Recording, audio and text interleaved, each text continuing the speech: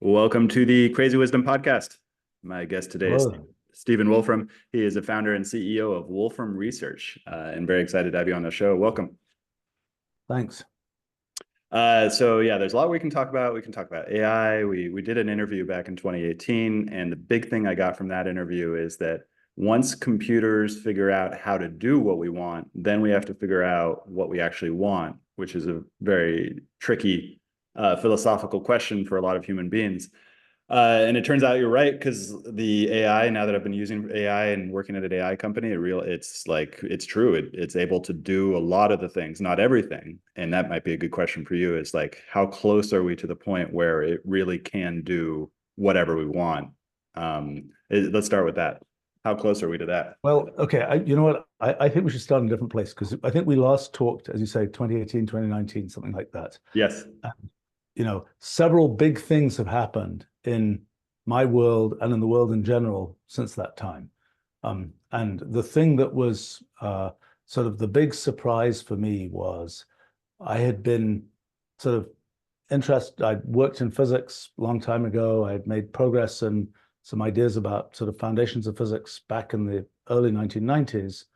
And then in late 2019, I decided, okay, I've been thinking I will work on the fundamental theory of physics sometime in my life. If I'm ever going to do it, it's time's running out. I've got to do it now. So with a couple of young physicists, started working on kind of developing the ideas that I'd had in the early 1990s. And the really amazing thing was they worked. And, which I have to say, I was kind of thinking we were looking at a century-long kind of sequence of steps and so on. But instead, in late 2019, kind of all kinds of things just started falling into place. It was really cool. And the thing that was a little weird was we were just ready to announce this in March of 2020. Then the world shut down. And actually, it wasn't so bad because, by the time we were doing April, we were sort of talking about what we'd done and doing live streams about it and so on. And I think maybe people didn't have anything else to do. So that probably led to more, people being interested in physics. But so that's one sort of big thing we can talk about what's been in that physics project. But that then turns out I didn't think, again, I thought doing this physics project, figuring out fundamental theory of physics, there'll be no application of that for 200 years, I said. But it turns out that was wrong too, because it turns out that we realized that the formalism that we developed for the physics project has all kinds of applications in other places. And that's in both, whether it's in foundational things about metamathematics or things about distributed computing, things about thinking about AI and machine learning and so on. There's just a whole bunch of applications of these kind of foundational ideas. So that's been another sort of big adventure, and that's led to something else, which is I'd sort of been, a lot of the things I've done in science have had sort of some philosophical implications, but it's turned out that the things that come out of the physics project are great big kind of, people thought about this 1,000 years ago and didn't get anywhere with it, but now we actually have something to say about it, kinds of questions. Well, what are some of those? What are the questions that you Things got? like, why does the universe exist? It's a good question. Or things like, are the laws of physics inevitable? These are, is it inevitable that the universe seems to have regularity, or is that something that sort of needs a creator to have the universe have regularity? Things What do like you mean? that. What do you mean by regularity? So could be the case that we couldn't predict anything about what would happen. In other words, if we look at little computational systems, we'll often get things where the little computational system, when we run it, it just does all these really complicated things that look completely random to us. But the fact is that our human experience is there are predictable features of the universe. There seems to be sort of a design to the universe. There are laws of physics that apply here and everywhere type thing. And there's sort of a question of why does it work that way? And one of the things that's become clear from things we've been doing in recent times is the reason the universe looks the way it does to us is because we are the way we are. In other words, there are sort of observers of it. I mean, this is a long story, and we have to go pretty deep in a rabbit hole to kind of see how this works. But to give some sort of indication of what how the sort of the logical flow here, and talking about sort of what the sort of the big surprise of we built a bunch of science that's based on sort of questions about fundamental physics and so on, and now it turns out we can address these kind of very old and deep philosophical questions in a kind of a modern scientific way. So that's all been a big surprise. Mm. Then, then a year or so ago, the LLMs arrived, and that was a surprise for everybody, including the people who've been working on them. I mean, I had been sort of paying attention to what was happening there and thought nothing interesting was happening. And so when, the LLMs got to the point of being able to, write a coherent essay, that was a big surprise. So I spent some effort trying to figure out, why does this work? What's really going on? And actually wrote a little book about that, which seems to have been quite popular. And that's sort of been a separate story. And now this whole question about sort of what's fundamentally going on in an LLM or one of these AI systems is something which just very recently, last couple of months, I've realized a bunch of things that we figured out from our physics project actually start to tell you things about sort of the bigger picture of why things like AIs and neural nets and LLMs and so on work. So that it's been, for me, it's there's both at the level of I didn't expect this physics project was going to work nearly as well as it has. I think we can really say with some degree of certainty that we kind of know what the fundamental infrastructure of the physical world is, and that it has to be the way it is. So what is this might be a large question, but what is the fundamental way that the universe works? Right. So, I mean, the place to start is, say, sort of what's the universe made of? And people, you go back a couple thousand years, people are arguing, is it made of discrete atoms? Is it made of continuous things that flow? Lots of discussion about that. Okay. By the end of the 1800s, for matter, that was nailed down. Matter is made of atoms, and it's discrete. Then rather soon thereafter, people realized, okay, light is made of discrete, or can be thought of as made of discrete things, photons. Space, people imagined at the time, okay, everything's going to be discrete. The atomists are going to be right all the way down. Space is going to be discrete as well. But at the time, people couldn't figure out sort of technically how to make that work.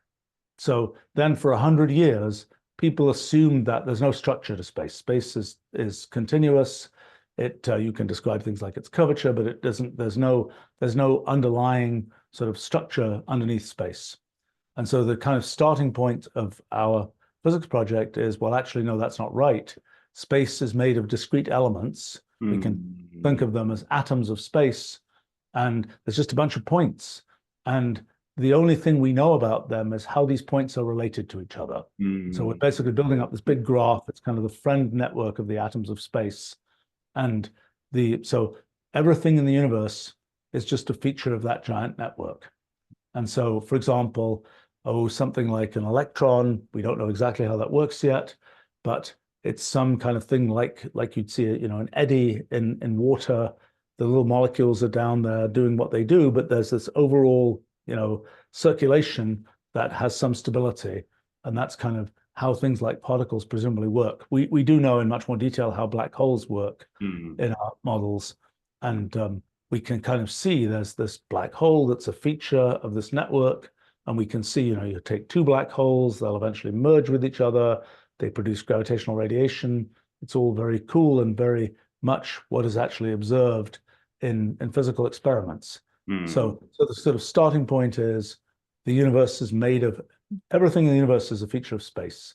Space is the only thing in the universe. And now yeah. Space, do you mean, I assume that you mean not necessarily outer space, but just like all of space. Yeah, space as in the thing that we exist in, where we can say we put something this place or that place. And so there's sort of a question of whether there is in the universe different kinds of things. Like you put things at these places, but the things you put there are not like the space that you're putting them into. Mm. You know, it could be the case that matter is something fundamentally different from space. That has been the kind of the belief. And so when you place something inside of empty space, does that replace the empty space with something else? There isn't any empty space. There is no empty The space. only thing that the only thing that exists in the universe is this big network. The network is not Whoa. Okay. embedded in anything else.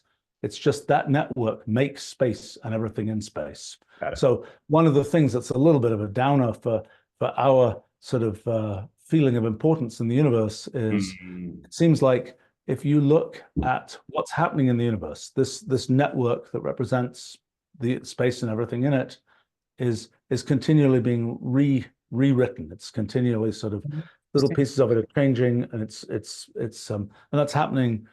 You know, it's happening all the time, so to speak. And if you look at all that activity, basically, the overwhelming majority of what's happening is just knitting together the structure of space. Only maybe 1 part in 10 to the 120 of the things that are happening are things that are the things we care about, like, oh, there's an electron here, there's a photon here, and so on. Most of what's happening in the universe is just maintaining the structure of space. And when you know, the thing that we'd really like to see is there may be some extreme situations related to black holes where that structure of space begins to, you can see that it is constructed of something. You can see that it's made of discrete elements. And that's kind of one of the next frontiers is to kind of understand that. But this is so kind of the first step is space is everything in the universe is made of this giant network. Time is the kind of computational progression of this network. You're kind of saying, interesting. So you know, people have kind of imagined for the last 100 years or so that space and time are very much the same kind of thing, which is not our common experience, but it is something which one has been able to force fit into the mathematics of what's going on. But turns out that really isn't a very good idea. And actually, time is this kind of continual computational progression from this sort of state of the universe to the next one, to the next one, and so on. Space is kind of this extent of this big graph of different atoms of space. So that then, you know, what's non-trivial then is that things like relativity emerge. It's kind of like the following thing. If you look at a bunch of molecules bouncing around, it doesn't matter actually too much what the details of those molecules are, so long as they have certain overall properties. The aggregate of all those molecules bouncing around gives you something like a fluid like water, or air for that matter. And it turns out that when you have all these atoms of space and they're all getting rewritten and this network is changing and so on, the aggregate thing that you get out is the structure of space-time that we've known from the Einstein equations and general relativity and all these kinds of things. So it's kind of like the from all this microscopic stuff that's going on emerges what we currently know about space-time. So anyway, this is a whole elaborate story of how one gets kind of phenomena like gravity, and then there's a sort of separate story of how one gets quantum mechanics, which turns out to be completely inevitable. I mean, the fundamental difference between classical mechanics and quantum mechanics is in classical mechanics, definite things always happen. Like you throw a ball, goes in a definite trajectory. In quantum mechanics, it's like there are many possible paths, and we only get to talk about the probabilities of the outcomes from those different paths.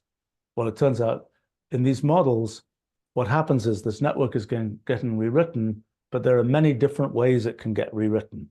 So there are many paths of history that form. Yeah, got it. Interesting. You branch different paths of history. The paths of history can merge, and so on.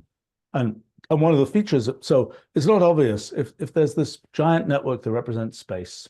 The question is, why do we think space is continuous? Well, the reason we think space is continuous is because we are observing only a very aggregated version of this. We're not observing those individual atoms of space. We're only seeing, just like in a fluid, we don't see the water molecules, we just see the overall flow of lots and lots of water molecules. So that's kind of why we observe that the fact that we are sort of big compared to the atoms of space is why and that we don't sort of, we're not sensitive to all these details, is why we observe space as this apparently continuous thing.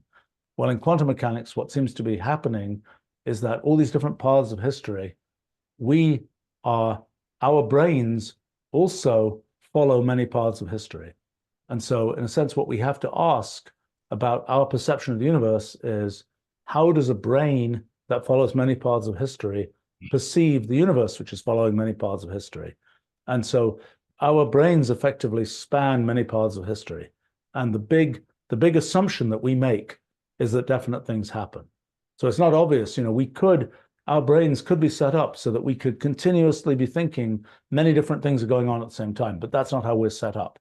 We believe that we observe a single sort of thread of history, and that's what kind of drives how quantum mechanics works and so on. And we're gradually unpacking more and more of kind of what makes all the phenomena of quantum mechanics and so on work the way they do. And I mean, this is, the thing that's really exciting about this to me, there are a couple of things. One is that usually you make models of stuff, and, as you think about more different kinds of things, you say, well, I got to add this little twiddle onto this model. I've got to change this in this way. So far, we're 4 years into this now. And, so far there's no hacks.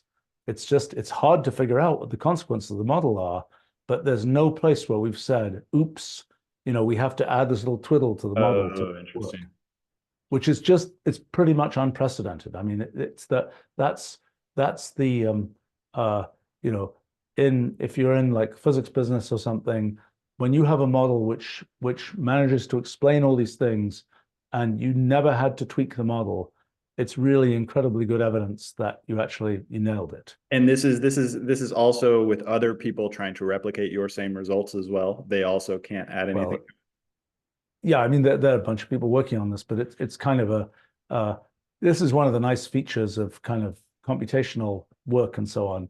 It's like, the things I write, there's a picture in it. You click the picture, you get a piece of Wolfram language code, you run it on your computer, it makes that picture. Got it's it. not like it's not like it's, was the mouse unhappy that day, so that's why it twitched its whiskers in that way. No, it's this is profoundly reproducible science, so to speak. Now, I mean, you can, I think so that's it's an interesting phenomenon actually, because this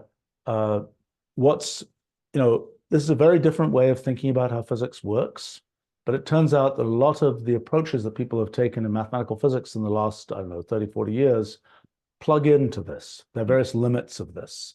There are, different approaches, causal set theory, spin networks, string theory, probably. They all kind of end up being limits of what we're talking about. So it's kind of like, in this special case, you get that theory. In this special case, you get that theory, which is, again, very encouraging. I mean, it's kind of like it turns out people were not barking up the wrong tree. They just went, they just were on a particular piece of the tree. And, we're seeing a bigger part of the tree. But it's also a lot of things that had seemed very arbitrary and abstract end up seeming kind of inevitable given our models. And that's also sort of exciting. But I think the thing that is probably the single most remarkable thing for me is this question of, okay, so we might have a model for physics. Why is it that model and not another model? So this was we might imagine there's some simple rule that reproduces all the physical world. Why did we get that rule and not another rule? How do we explain that? And what we realized is that just as in quantum mechanics, we're looking at many different parts of history, so it turns out there's this much bigger sort of object, which we call the Ruliad, which is this thing that looks at all possible rules that are being applied. So usually you do a computation. You have, let's say, an idealized computation, a Turing machine, or you have an actual computer doing computation. It just follows a particular set of rules and does a particular thing. But imagine that you had all possible, Turing machines, all possible sort of instruction sets for a computer. You started off and it's running with all these different possibilities.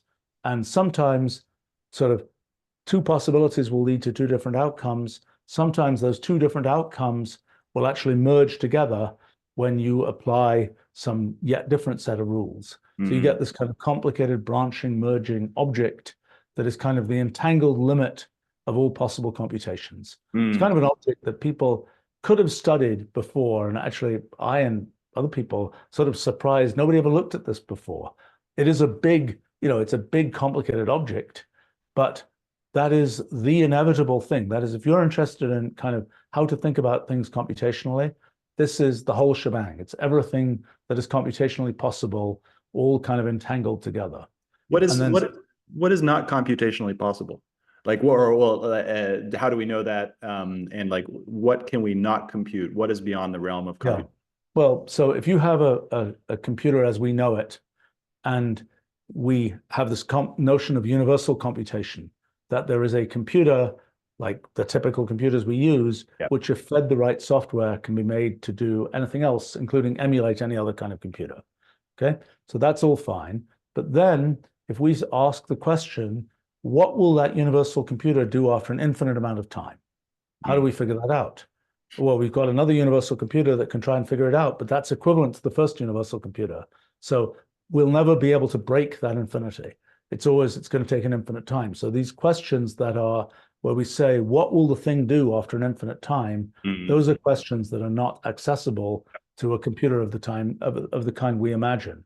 Now, you could just say, I'm going to have a special box and I'm going to store the results of these infinite computations in that box. I don't know how I got them, but I'm just going to store these results. And then I can sort of attach that to my computer. And now I have a hypercomputer that can do more than my computer can do.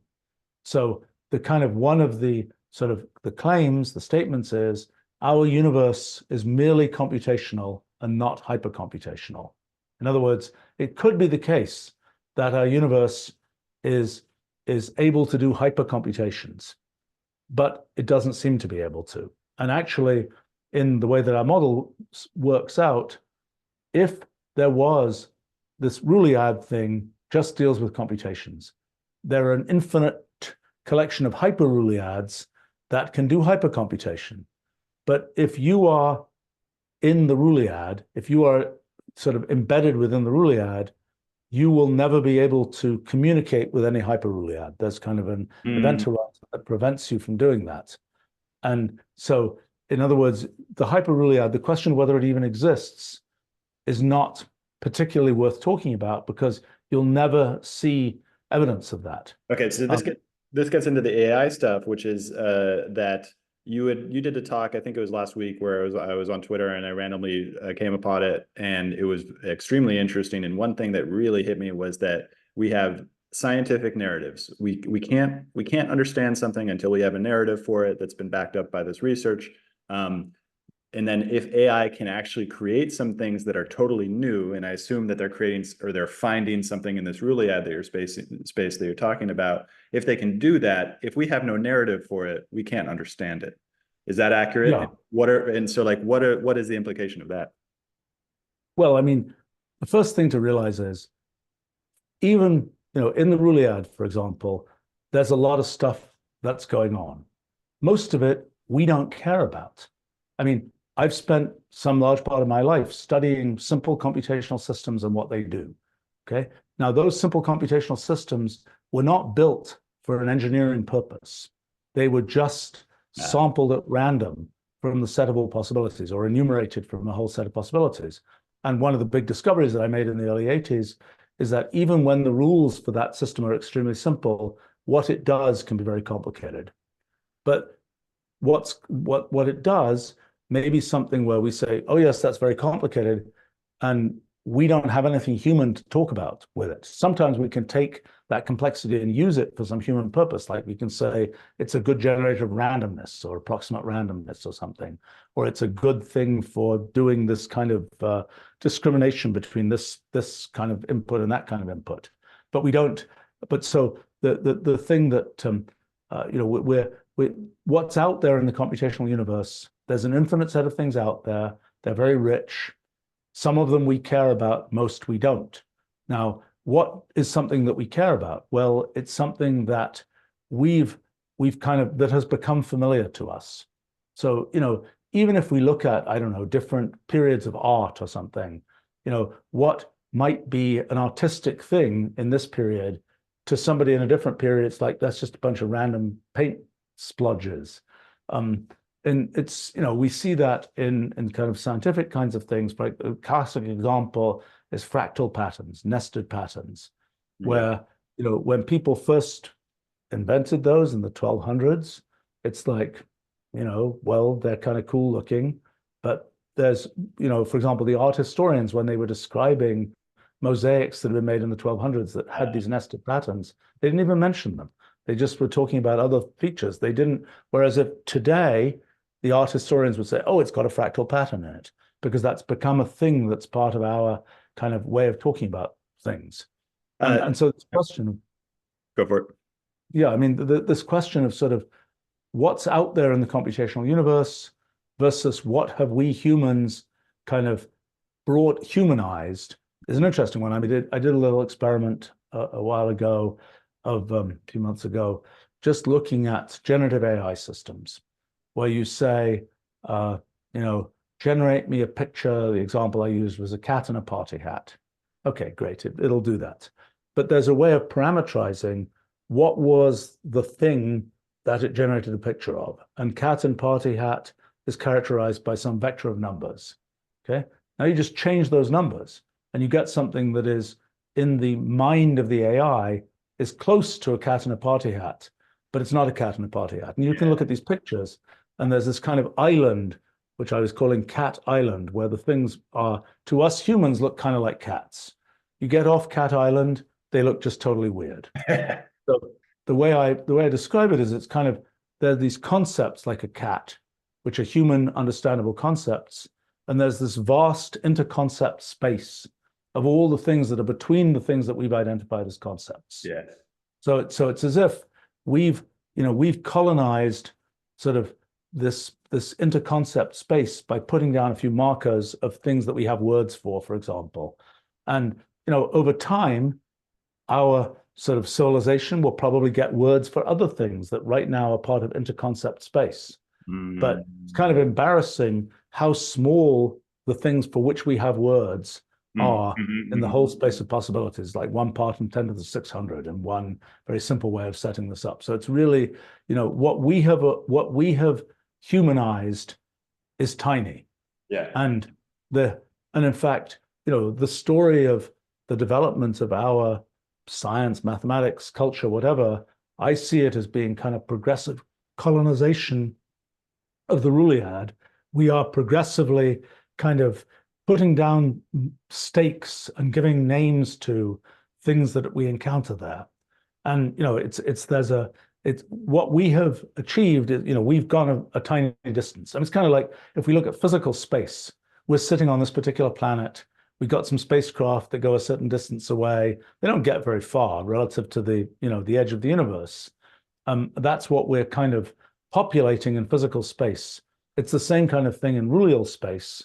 We are kind of progressively, as we have new paradigms, new ways of thinking about things, we're progressively getting further away. But when you have sort of a computational system like an AI, the AI could just say, well, I'm just going to do these computations that are out anywhere in Rulial space. And the question is, how do we relate to those? The way I like to think about it these days is, it's kind of like every mind is at a certain point in Rulial space. And minds that are similar have similar kind of, they are fairly close together. And so communicating from one mind to another, we kind of, there are all these little sort of nerve impulses in our brains that are happening. And then we try and package up the details of those nerve impulses into the language that we speak or whatever. We package it up into concepts. I say something, with luck, the thought that I have, which was some kind of set of electrical signals in my brain, I package it up into words, you unpack it, and there's some chance, if I did a good job and so on, that the thing you'll unpack is similar to the thought that I had, even though the way you represent that thought will be vastly different from the way I represent it, just because the particular details of neurons and what you learnt in your whole life and so on will be different.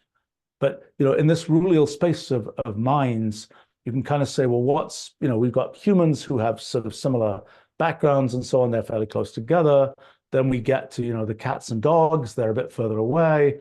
And, we have some sort of alignment with cats and dogs. We have some belief that we understand their emotional states, things like this. Then we get to other computational systems, like the weather is a good example, that are further away in Rulial space, and where they have all kinds of detailed computational things happening, but they're not well aligned with the way that we think about things and the kind of, our traditional sort of way of interpreting the world and so on. So when it comes to the AIs, an AI is perfectly capable of going out into Rulial space and being a very alien mind. We've gone to a lot of trouble in building LLMs and so on to align the AIs with stuff that we've been doing, in generative AI and so on. The thing that is interesting is that we can get things that aren't just random arrays of pixels. They're actual pictures that remind us of something we think about, so to speak. Okay, so here's a really good question. Are you or is anyone else developing a foundational model that is specifically meant to go explore Ruliad space? I guess that kind of brings in something which I think you mentioned in that talk, which is that when it comes back to us, we won't understand it. So I guess there'll need to be people who are trained in understanding the alien thoughts. Have you heard of anybody doing this? Well, I suppose I've been trying to do it all my life, actually, practically, is to, to just go out into the computational universe and see what's there and try to make kind of human level statements about that. And so, the thing that was, in the 80s, for example, I started doing these computer experiments. Just, people, I think, had probably thought, well, let's try and make realistic models for things we see in nature. But what I ended up starting to do was just saying, let's imagine a completely artificial universe where we just set the rules up arbitrarily. What does it do? And the first thing I discovered, is that it does very complicated things. And then a bunch of great mathematicians actually started working on this and saying, these are such simple systems, we've got to be able to figure out what they do. They spent a few years doing that and eventually gave up. And so one of the big early discoveries of mine was the fact that it didn't work was itself the most significant thing. In other words, the previous sort of scientific idea had been, let's just crush the system and figure out how it works. My kind of realization was that what's really important is this phenomenon I call computational irreducibility, this idea that even though you know the rules for a system, knowing what it can do may be irreducibly difficult. You may just have to follow each step and see what happens. Oh, okay. So in other words, that's an example of kind of a human conclusion from something about sort of out there in the computational universe. But now this question of there's a big question of how can you mine the computational universe? Just like in the physical universe, we go out there, we see, we discover, the element molybdenum. And then we discover molybdenum is really useful to alloy with something else to make, some kind of device or something. Well, it's the same thing in the computational universe. We can see all this stuff out there. Now the question is, what's it good for? What do we care about this technologically, so to speak? And that's a sort of a separate branch from what's out there. And this question of sort of, is there a human narrative for what's out there, is very related to, do we care? Is it useful technologically, et cetera, et cetera, et cetera. So that's kind of been, so I think, when we ask the question, most engineering that's been done to this point is incremental engineering that's based on building something where you knew what it was going to do. There's a certain amount that I've done, for example, and some other people have done too, where you're just searching the computational universe and you're saying, can I find, you could say, let me develop an algorithm that does this or that. Or you could say, let me search 1 trillion algorithms, 1 trillion candidate algorithms, and just see if one of them happens to do what I want or happens to be close enough to what I want. And this is, in a sense, this is an approach that, biological evolution has used an approach a bit like this. It has certain objectives, or main objective is survive, and then it's kind of searching the space of possibilities, and that's that's not what we have tended to do in engineering. Yeah, interesting. Because I think increasingly what one will do in engineering. Now, what does it mean when you just find something out there in the world and you find it's useful for something? I mean, a great, back in the day, people discovered that donkeys were useful for things. You can use a donkey even though you don't understand how a donkey works inside. Um, and the surprise, I suppose, in the Industrial Revolution was that the machines people built were understandable. That wasn't obvious. I mean, it's not, and we've had a period of 150 years or something where we typically expect to understand the machines we build. But if we do that, then we are denying computational irreducibility. We're saying we'll only have machines, our LLM, we have to understand what it does to the point where it can never do anything bad or whatever else. That's a big constraint on the system to say that it has to be set up in this or that way so that we can understand it. Most of the universe is not understandable to us. Most of them, and there are things like the example of the donkey, we can successfully use a donkey, and most of the time the donkey will do what we want until the day when the donkey gets annoyed with us and kicks us or whatever else. But most of the time it's a big win to use the donkey. And we could say, no, we're not going to use the donkey. We're just going to sort of roll things along the ground because we can see what's happening then. But that won't work as well. So this is a big, I mean, it's a big sort of coming societal issue because when we look at AI and the things that are possible with AI, there's sort of this choice. You can say, I insist on understanding everything about how it works, in which case it's very constrained what it can do. Or you say, I'm going to live with the fact that it's going to be like a donkey and I'm not going to understand everything that it does inside. And I'm going to try and build myself the appropriate kind of, way of living alongside the donkey or alongside the weather or whatever. And, I'll build houses so that I'm not exposed to the weather, but still the weather is doing what it does. And I think it's, this is kind of, and similarly, as we look to the future of kind of, AIs everywhere, so to speak, or computation everywhere, there'll be this whole sort of society of AIs that exists just as the natural world exists. And we get to kind of exist and do our thing around that. And we get to hopefully make use of it for the things we want to achieve. I mean, if you ask the question, you say, okay, the AI is off doing its thing, and the AI is going to just get so much further than the humans got. It's going to get to the end point of human sort of existence. Well, what does that mean? Because the fact is the question of where we're going is a matter of choice. There are an infinite number of places to go. We make this choice to go the place where we go, and the AI, the abstract AI, can go to all those places, but it has no criterion other than saying, let me look at what the humans have liked before. Okay, let me try and feed them what they liked before, but that's not, there is an actuality to sort of civilizational history, and what actually happens will be what defines sort of how we want things to go. And it's, to know what happened in the past is, we can't, there's sort of an arbitrariness to where we choose to go. And that arbitrariness will become significant to us once we've gone there. But it's not something where the AI can say, you have to go in this direction. It's, I mean, you could imagine a situation where the AI has, it's inventing lots of artworks, let's say, and humans are looking at it and it's like, I don't think that's any good. I don't like that.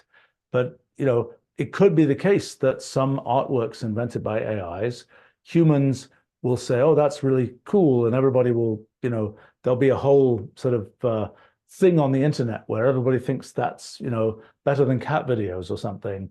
And, and the result of that is that will become a thing, a direction that makes sense to go, so to speak. So I think, there is an infiniteness to the Ruliad and to sort of where AIs can in principle go.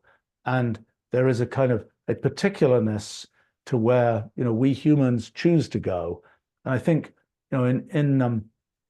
when it comes to sort of, so one thing that's kind of an interesting sort of philosophical feature is you might say, okay, the future of civilization is going to be expand throughout the Ruliad.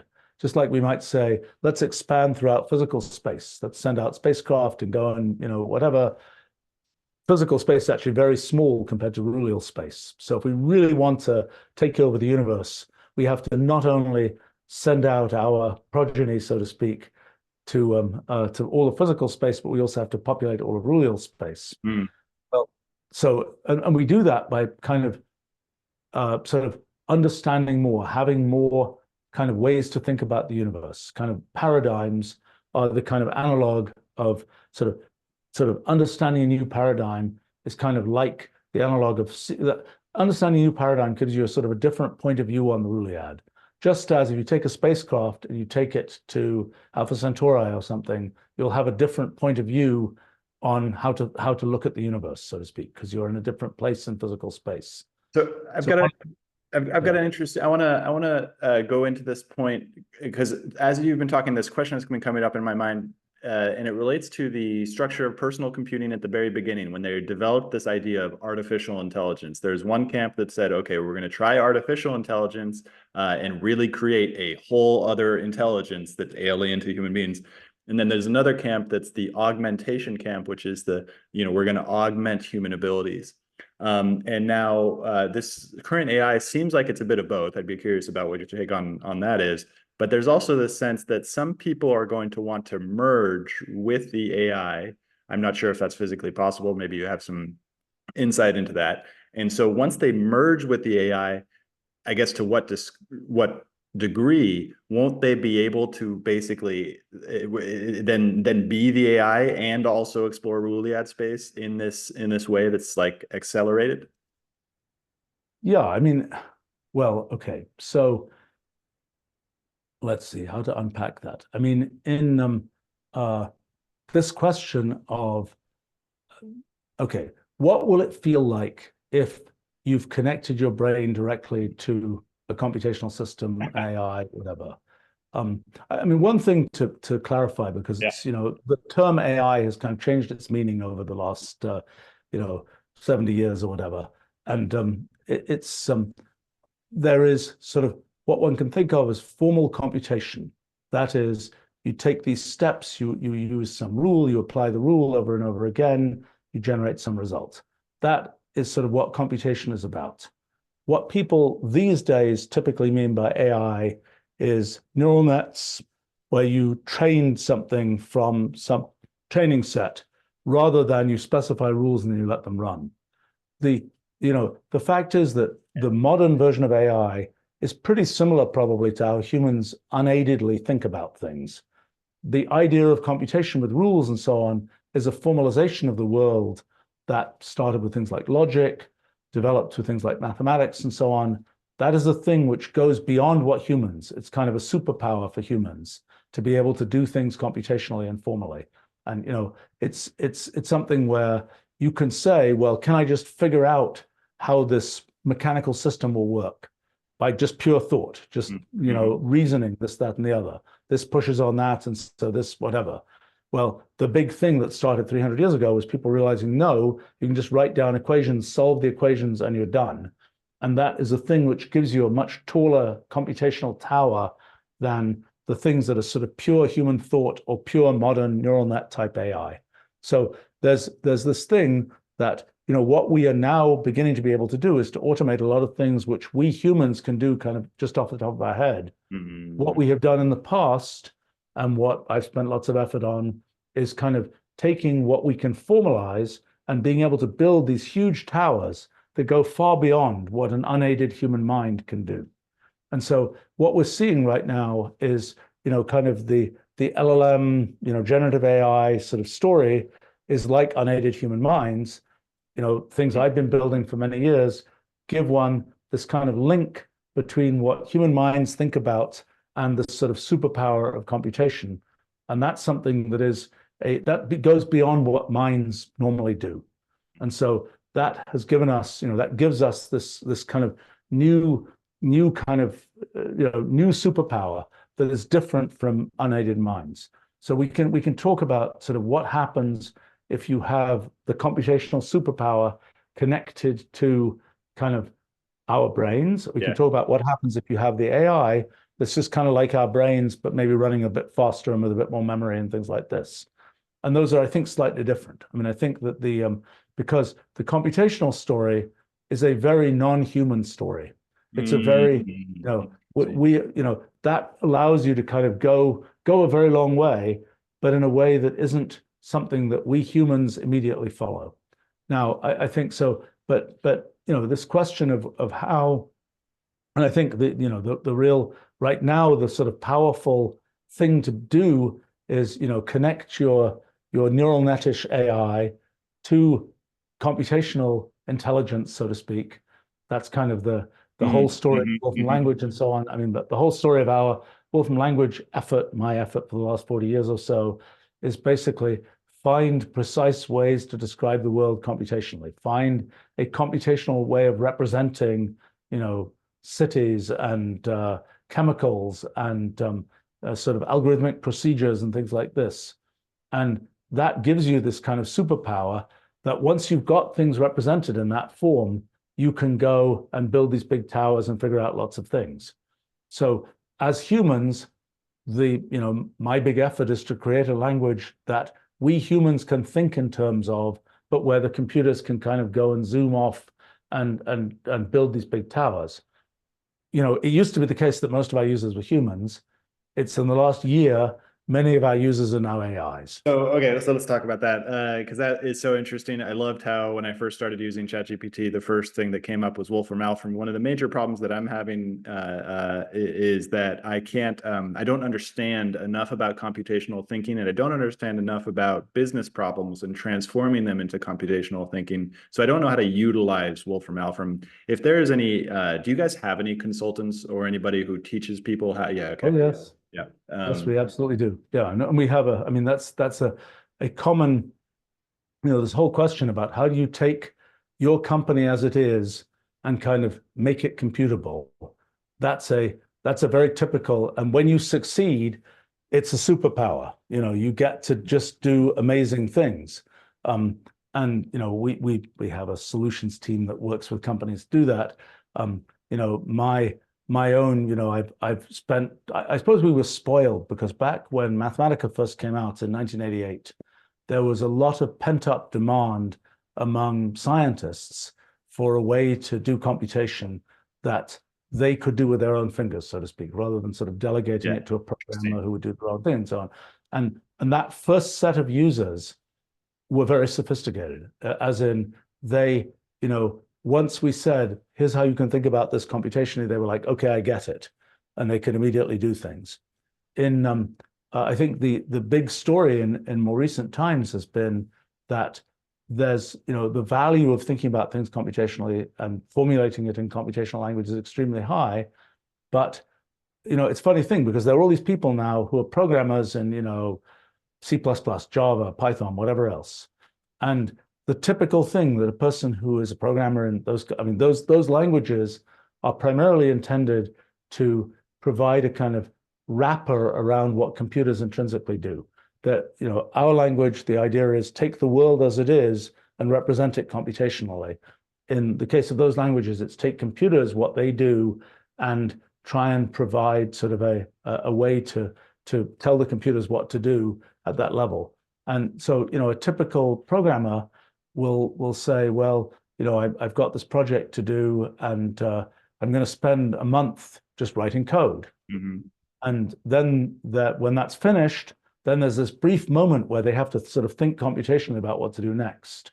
What we've tried to do is to automate that whole thing about, and then you spend a month writing code. If we've done our job correctly, we have sort of functions in language that just do a lot of the thing you might spend a week trying to write some piece of code and hook it together with something else. And so it has this funny feature that then most of the effort is actually doing the computational thinking to figure out what you want to do. I mean, it's kind of the story, it's also the story of AI that most of the, the human component is, so what do you want to do? Then you can automate the doing of it. And if we've done our job properly, we have automated a lot of the computational doing of things. But then as sort of the programmer, if you call it that, there's this kind of this thing, which was the moment of what you're going to do, figuring out what you're going to do, that becomes most of your job. And the part of your job that's just like, oh, I just crank out some code, just isn't there. And people have realized that, with LLMs writing sort of boilerplate code and so on, that's become, that's beginning to become obvious. I mean, the LLMs do, if you have a low-level language where there's an awful lot of kind of boilerplate, where it's just like, oh, every time you write a function like that, you've got 7 lines that do this, right? To me, as a language designer, that's a failure in the language, because why do you have to write the 7 lines of boilerplate code? It's like, why didn't we just provide as a function the thing you want to do? And that's kind of been the story of my last 40 years, is trying to do that. And do you think that is because that's the system in which we live in right now? It didn't even occur to me until you told me that you can essentially just like, why not just create the boilerplate? And that's not necessarily boilerplate, but like the code to do the functions that all these programmers all over the world are figuring out. And do you think that system is just a failure of imagination on humanity? Well, I mean, I like to think, we just spent the last 40 years building that, trying to figure out I mean, just like in human language, okay, we come up with words for things. Concepts that we care about, we come up with words for. In computational language, concepts that we care about, we come up with functions for. And, in Wolfram language, there are about 7,000 sort of functions. In English, there are 40,000 words. Functions are a little bit bigger in their sort of domain than words are. So it's kind of it's sort of a vaguely comparable amount of sort of stuff, cognitive stuff, so to speak. And, I think that the dynamics of the whole thing are, it's, doing something that is sort of thinking is something that people find, it takes effort to do thinking. And so if a large part of the story is think about what you want to do, define what you want to do, clarify what you want to do. I mean, my goal in building our computational language is to provide sort of a notation for thinking about things computationally. It's kind of a repeat of what happened 500 years ago when people invented things like mathematical notation. Before that time, people, if you want to talk about math, you talked about it in terms of words. Then people invented plus signs and equal signs and all those kinds of things. And that led to the development of algebra and calculus and so on. Those would have been very hard to develop and very hard to think about if you were kind of sort of discussing math just in terms of words. And so kind of my goal has been to build a language, our computational language, where it's possible to think about things computationally in the language. And it's pretty cool that works. I mean, there are lots of people who do that and really think in our computational language. I think I'm one of them. But it's really, it's kind of fun when you get to the point where you're fluent enough in the language that you can start typing it before you know what you're going to say, kind of like when you speak a foreign human language, so to speak. And that, what's then important is that the constructs of the computational language lead you to think about things in a way that's sort of clear and computational, and then you can build these big towers. And that's, if you're setting up your company that way, so to speak, and you're representing kind of the things you do in your company in this kind of symbolic computational way, it's really super powerful. But it takes, I would say that there is a sort of a hole right now in that there are people, there are people who sort of intrinsically grok the idea of thinking about things computationally.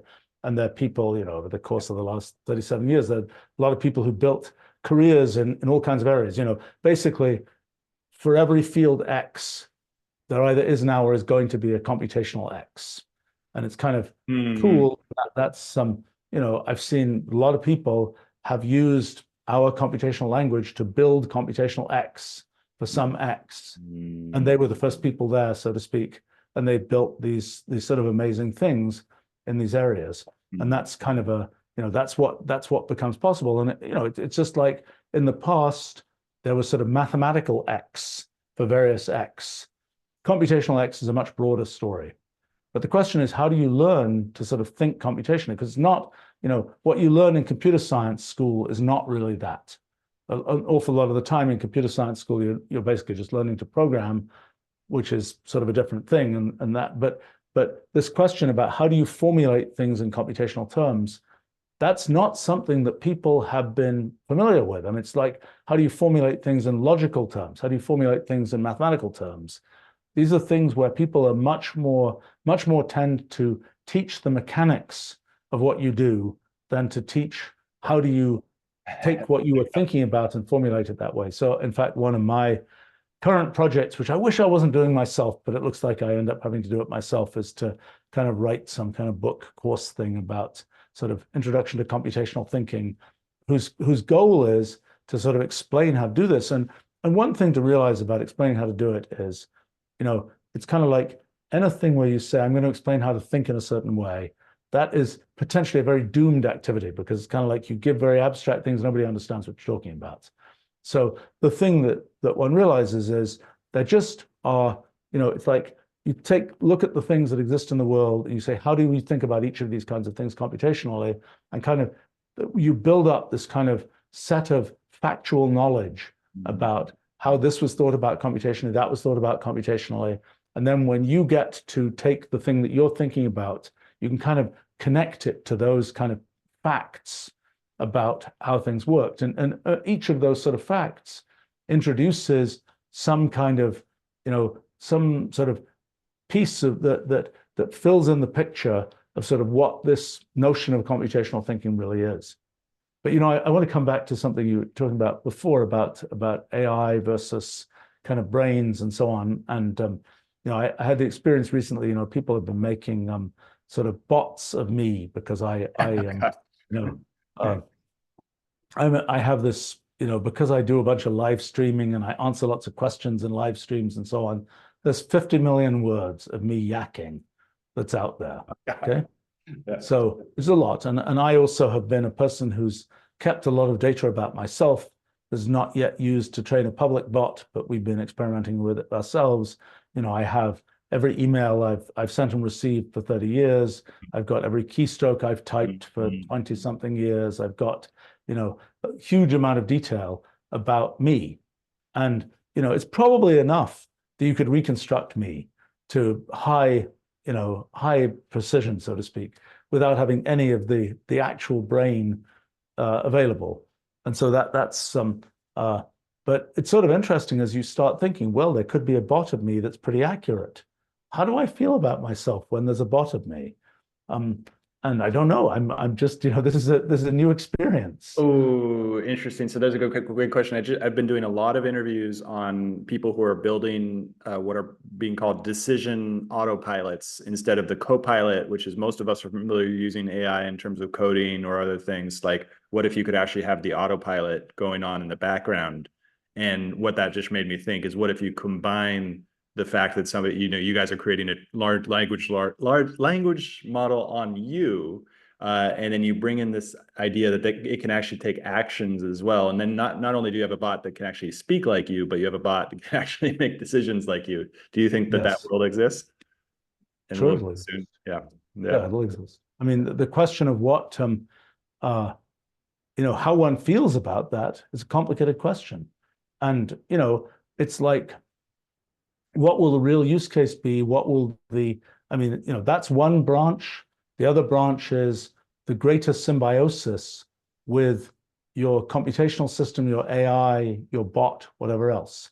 I mean, for me, when I think about things, I'm typically thinking in this computational language that I just spent years building, and I'm typically thinking by typing. And, I'm creating some, Wolfram notebook or something of the things I'm thinking about. I have attempted a sort of symbiosis with this computational project is kind of an example of something that would have been just outright impossible without that kind of symbiosis. I mean, it's kind of the story of my life, I suppose, has been, do science, figure out how to build some technology from that, build the technology as tools, figure out how that lets one do more science, and iterate about 5 times so far.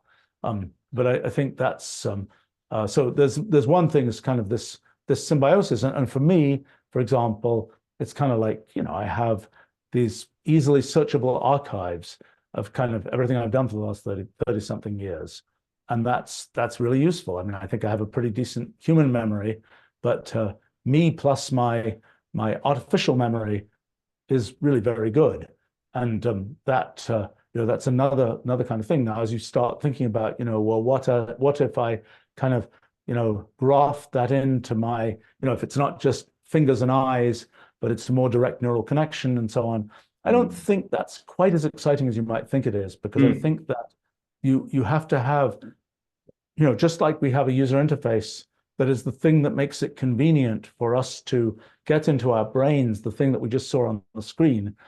When we have a direct neural connection, we're going to have a neural user interface, because it's still going to be the case that we've got to get into our stream of consciousness, so to speak, the things that are going on. And that requires, it's a different type of interface. It's not like, oh, now you click the button or something like this. It's some other kind of thing that we don't yet have a good way to describe. But in fact, it sort of forces us to think about, one of the fundamental problems of neuroscience is there's a level of talking about neuroscience that's just neurons firing and so on. Yeah. And there's a level of talking about neuroscience that's people saying things or doing crazy things or whatever else. And the question is, there's a sort of an intermediate description language or description layer of neuroscience, which is kind of like not at the level of just individual neuron firings that all seem to be kind of random, and much below the level of, and then I say this word type thing. And that's something we don't know. That's one of these places where we'd like to, is that the humanizable kind of thing? Is there a sort of a humanizable layer? But that's what we need if we're going to build a neural user interface. We need to plug into that layer. Because if there isn't a layer like that, then we're stuck having to package up ideas using things like human language, visual kinds of representations. That really, if there's no lower level that is in any way robust, then all we can do is use our eyes and our ears and so on to ingest the information. And anything lower level is just going to be sort of incoherent to us. My guess is there is an intermediate level, and that's one of the things that maybe that we now can sort of scientifically start to discover. There's this whole kind of LLM science that you can imagine doing, which is kind of the natural science of LLMs. How do we think about LLMs? Is there a kind of a humanized representation of what's going on? And I think there is a bit of it. I think, one thing I long thought exists is this kind of a way of constructing language that goes beyond the kind of pure syntactic grammar. Like we've known, a typical sentence in English will be, noun, verb, noun type structure, but there are many sentences we can construct, I don't know, the mouse ate the moon. That sentence, while it's perfectly grammatically correct, doesn't really mean much in anything beyond sort of some poetic sense. So there's sort of a construction kit of what sentences not only make, syntactically work, but also actually can mean something. And, I think it's something actually Aristotle started on this and came up with logic as one kind of construction of things that mean something. He might have gone on and studied more detailed categories and so on, but he didn't. And 2,000 years later, the LLMs, I think, kind of show us there is a way to do that. And by the way, once we have that construction kit, a lot of the magic of LLMs will seem a lot less magic, because it's kind of like once we can make a construction kit where we say, look, just like we can construct sentences that are syntactically correct rather easily. We can't do the magic, the seemingly magic thing that the LLMs could do, which is construct sentences which are semantically correct. But that's something that I think there will be a much simpler, kind of much more structured way of doing, so that you say, I'm going to throw out a sentence and it's going to be potentially meaningful. That you'll be able to do. And I think that the story will end up being a lot of that. That's kind of the thing that we should have figured out sometime in the last 2,000 years, but didn't. And then there's kind of the next sort of piece of this is, and then there's the kind of computational part that we kind of, build this sort of formalized way of thinking about things that is something quite different from the way that we intrinsically think. And that's something that allows us to sort of go in a different direction than we've been able to go before. But I think this whole question of what's it going to feel like as we get to make more tightly integrated use of kind of computation, AI, and so on is an interesting question. I think, it raises questions like, well, is there going to be anything for the humans to do anymore? It's kind of interesting that in our efforts in computational language, we've greatly automated many things that people could do. A lot of people, use it, but a lot of people don't use it. A lot of people are like, well, I'm just going to do it the old way of, I'm going to write that, that Java code. And even though that the week that I spent doing this, I could have spent 15 minutes, it's like, but I'm going to write the Java code anyway, because that's what I'm kind of used to doing. Now, sometimes things happen that way just because, the world changes slowly and people have learned one set of things and they don't learn a new set of things. But there's also a certain comfort in sort of doing this. Oh, I know how to do this. I can just do it. And it's, a comfortable way to make a living type thing. I think that, but it also tends to be the case that when things get automated, sort of lots of new possibilities are opened up. So I tend to think that as you see sort of, it's certainly the history of jobs in the world that, at first everybody was sort of doing agriculture and trying to grow enough food. And then that got automated. And then many other things got opened up that became possible because that was automated. And then there are many choices of what people could do. And people are then there's sort of work for people to do because there are lots of these choices. I think in modern times, the fact that sort of AI is coming in, computation is coming in, that opens up new things that you can do in the world. I mean, you can be a generative AI artist now. You couldn't be that before. You can do things, you can be a maker of certain, artistic things, whatever else, that you would have otherwise, it would be a painstaking thing to do it. Now you can automate that. Similarly, a lot of things, that become possible with computational language, you don't have to do all those details yourself. You can sort of stand on this much taller platform to get things done. And that enables a bunch of new things that one might do. Now the next question is, well, what do we choose to do as a species? We could say, video games are the greatest thing ever, and we're just going to play video games. Or we could say, what we really care about is the number of likes that we get in some social media platform. That wasn't a thing back in the day. That's a thing of modern times. And similarly, this question of sort of the evolution of what we think is important is something which is kind of a story of the development of our civilization. That's not something that's kind of, it's not something technologically, it's something enabled by technology, but it's not something sort of mathematically derivable. What will we decide is important? So, I think it's for the world at large, this kind of all these questions about, we will exist just like we exist sort of alongside nature. We will exist alongside the AIs. And this question of sort of how do we deal with that? We get to do natural science about nature that helps us coexist with nature. We'll get to do natural science about the AIs that lets us sort of coexist with the AIs. And there'll be certain things we can understand, there'll be certain things we can't understand, and we'll kind of build our personal workflows to deal with the things that we can understand, for example. Yeah, interesting. So it'll be like a huge kind of like fruit tree that will continuously give fruit, and we'll just be picking at the fruit from the fruit tree of AI. Yeah, and it's a question of what fruit do we want to pick, and we might and some things that clearly many things can go wrong, so to speak, as in we think we're doing the right thing.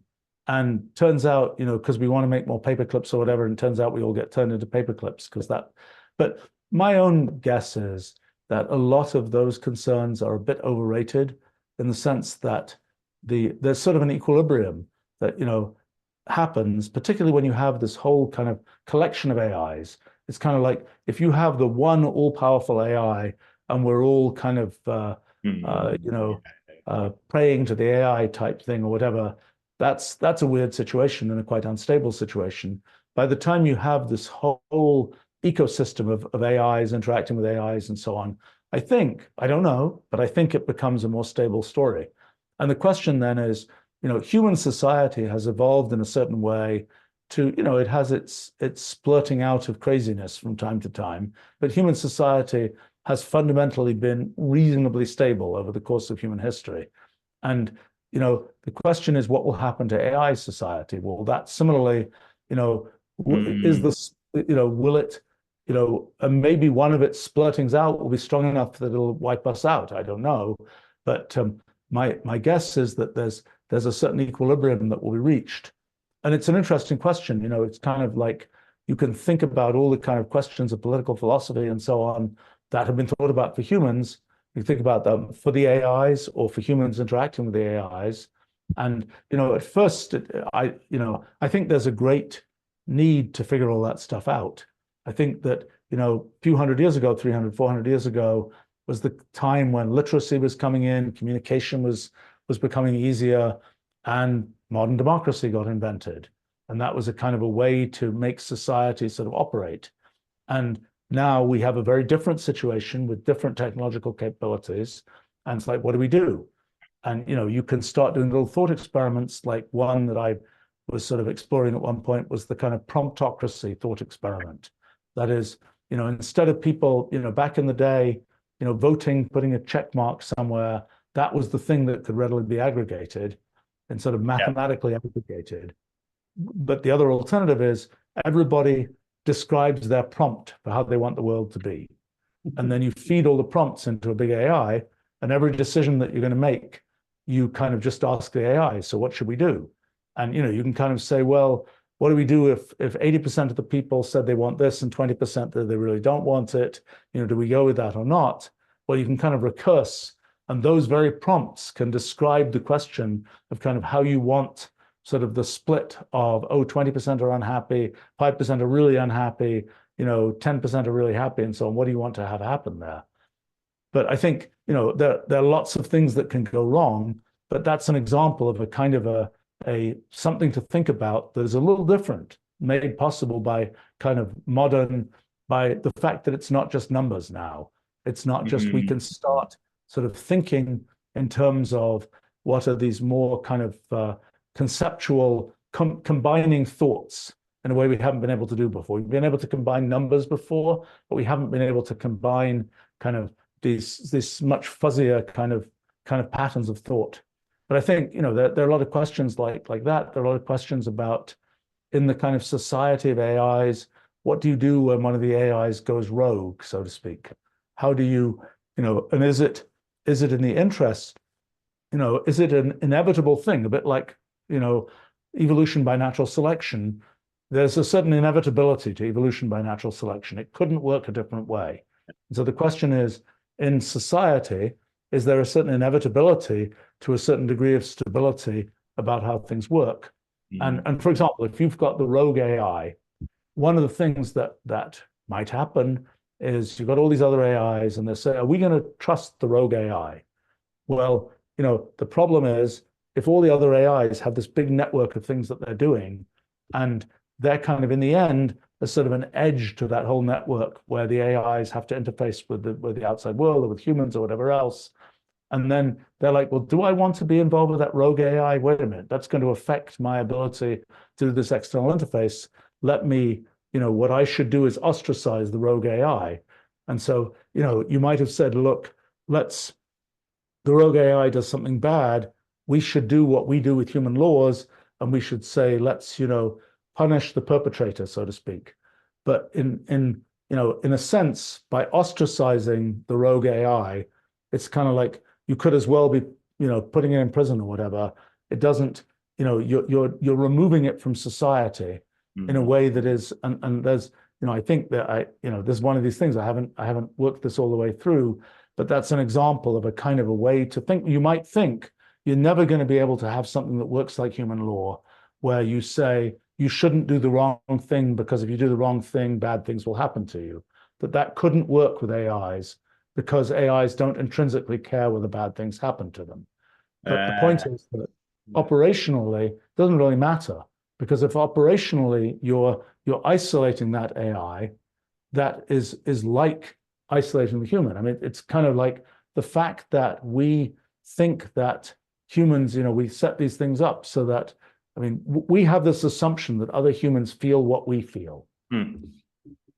We don't yet have that assumption about AIs, but it is an assumption for humans. I mean, it's like we can't get inside anybody else's mind.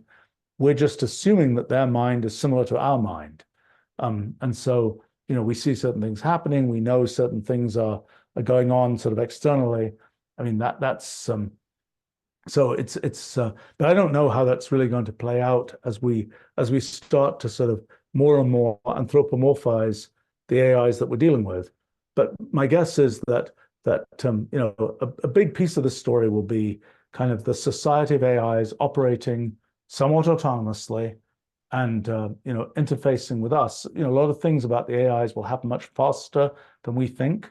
I mean, for example, for an AI that might think a million times faster than we do, even the notion of, coming back to physics, the notion of physical space won't make as much sense.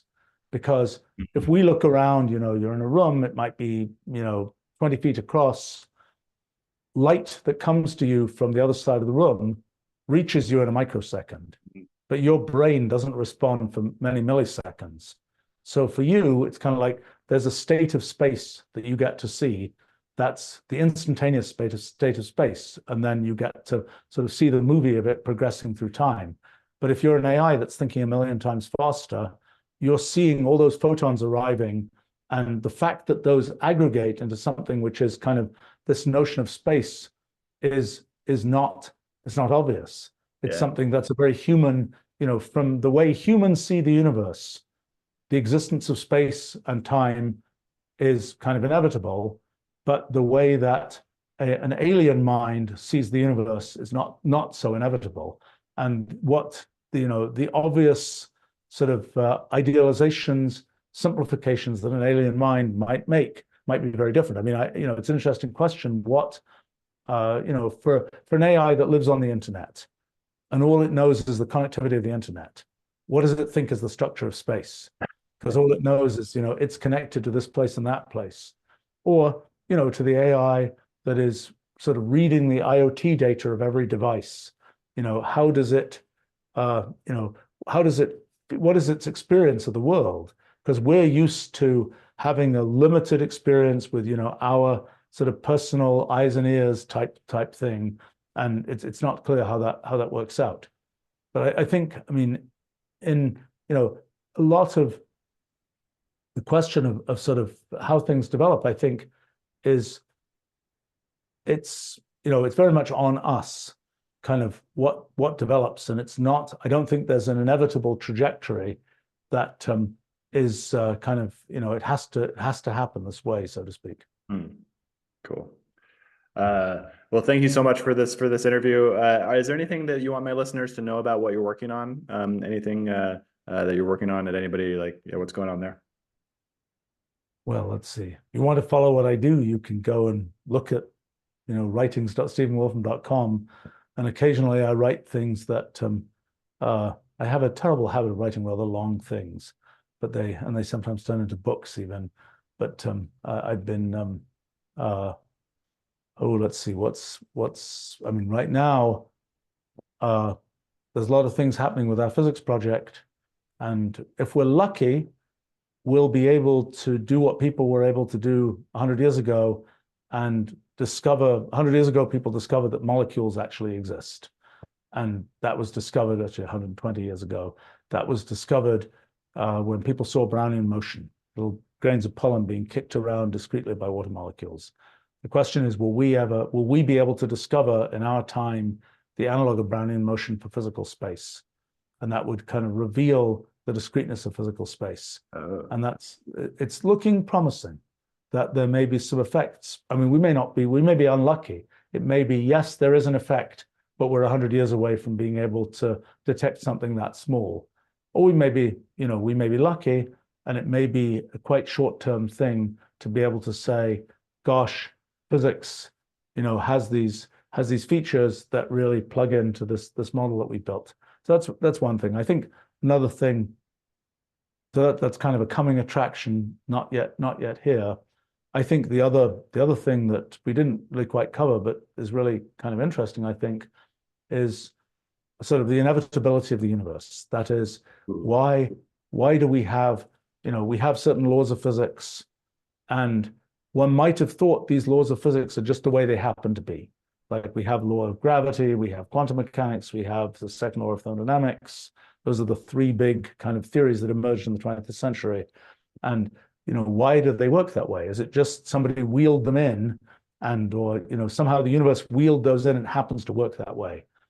That's what I had always assumed, but it isn't true.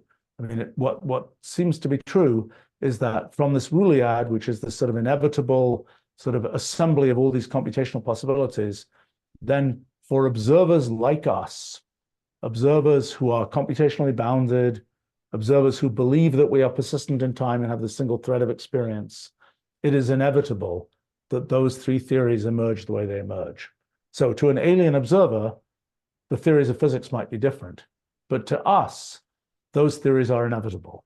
In other words, it's not that we don't, you might have said, well, general relativity, theory of gravity, theory of space-time just is the way it is because it happens to be that way. But what we're realizing is, given the way we are as observers, it is inevitable that that's what we must perceive. And so that's kind of a big deal for because it means we can derive why the universe is the way it is, which is just something that seemed very far away from what was possible in science. So that's one thing that I think is kind of interesting. But wouldn't the observer or wouldn't the aliens be observers as well? But maybe they'd be bound in different ways. Well, okay, so if, is the weather an observer?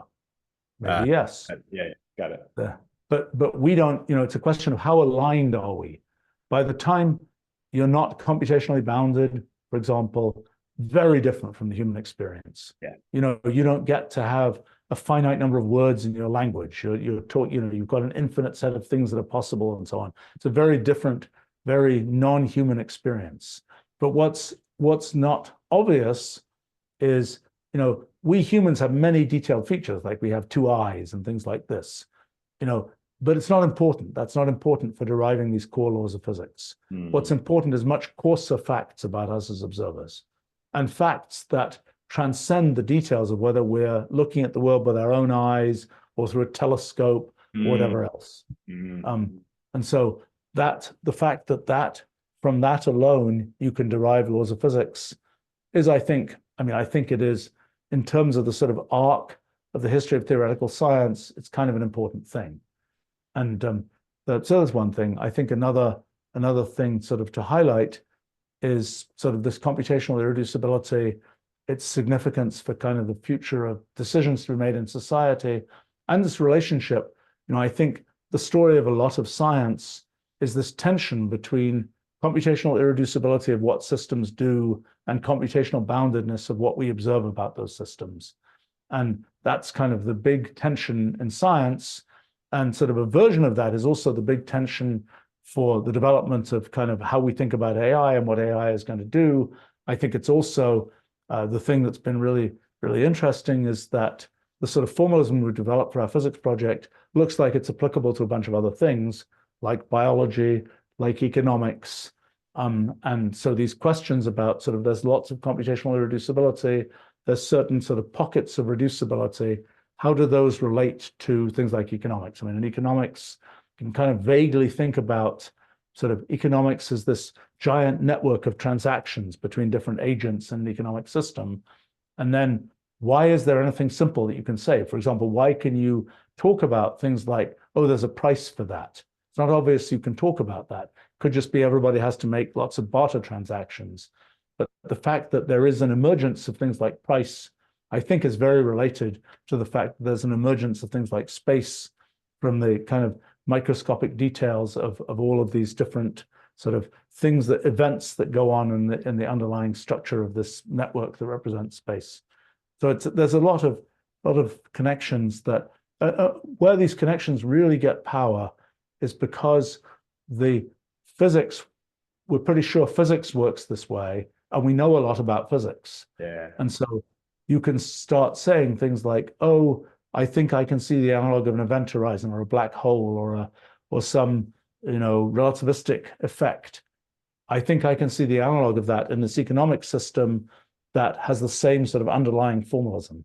We're not there yet. That's still a coming attraction. I think that's one thing. I think that the whole story of kind of computational language, computational thinking, this is it's kind of that's been a long running story, but the LLMs help sort of emphasize that more can be automated than you thought could be automated, and this is the way that humans really sort of define what they want. It's kind of like you can write your contract, you can write in legalese, you can write it in computational language. If you write it in computational language, it's very very definite what you want to say. So I suppose there's a few things. I don't know. I think in terms of what people, well, check out the website if you're interested in my life and times. I suppose the other thing I should say is that I do a crazy amount of live streaming, and one of the things I do, which is sort of an unusual thing, I think almost uniquely unusual actually thing for tech people, is that when we're designing Wolfram language, we do that as kind of an open process, and we live stream a bunch of our, in fact, I did one a couple of hours ago, live stream internal software design reviews and so on. Where can you find that? Or where can on YouTube? On YouTube. Yep. Okay. I mean, it's there's an outrageous number of hundreds, maybe even thousands of hours of that by now. It's an interesting, it's funny because I've been doing it for like 5 or 6 years now, and I think I'm still unique in doing that. And it's kind of surprising that, for example, in both the tech industry and in academia, people maybe they just aren't as crazy as I am, that or they aren't as well, I don't know if it's confident, arrogant, whatever, that it's just like, I'm just going to do what I do. If people, if I say stupid things, well, I say stupid things, and that's the way it goes. But that's but I also have been doing, as I say, part of the reason that you can train a bot on me is because I've been doing many Q&A live streams, hundreds and hundreds of hours of those, that for me are actually, they're very educational for me. Hopefully they're educational for other people too. But for me, people ask all sorts of interesting things. And for me, I think I gradually get to be a better explainer of things. And so that's been super helpful to me. In very recent and very current times, I put out a series of books about different things. I happen to have one. If this shows up before April 8th, you can check out this book, and you're in the US, you can check out this book that I wrote about predicting the eclipse. That is about the interesting history of, we have a website that hopefully will predict when the eclipse will arrive to within a couple of seconds, wherever you are. And it's a long story. It's a sort of 3,000-year story of how one got to the point where you can actually predict this. It's an interesting story because it really scans through a lot of kind of the different stages of mathematical and computational thinking in history that people, it used to be the case in the 1700s and 1800s, the theory of the moon was kind of the holy grail of mathematical physics. I don't know what the holy grail is. Maybe it's finding the fundamental theory of physics. Maybe it'll have to change now because we think we've now done that. It's a thing to worth commenting, and it relates to the other things we've talked about. That just because you found the fundamental theory of physics doesn't mean physics is finished.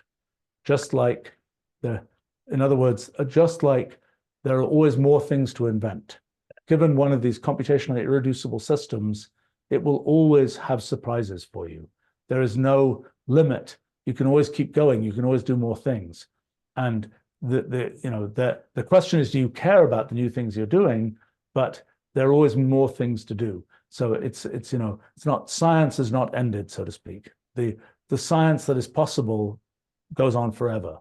The science that we care about might end. But the science, although it's one of the things about society is we might say, okay, we're going to set things up this way. We're going to define these kind of rules for the AIs or something. We're going to, we're going to have a programmed society that just works this way. In the end, computational irreducibility will bite you, because in the end, something will happen that goes outside of your rule set, so to speak, and then you'll have to change that. And it's a common story in the history of human society that kind of, when people have said, we're going to define what happens and we're going to have everything very controlled, that doesn't usually work very well. Yeah. Because things happen that you didn't expect, and your sort of pre-definition isn't really enough. Anyway, so many things to talk about. But yeah, and I would love to do another one and go into a lot more of the different stuff we talked about. But thank you so much for coming on the show. Thanks.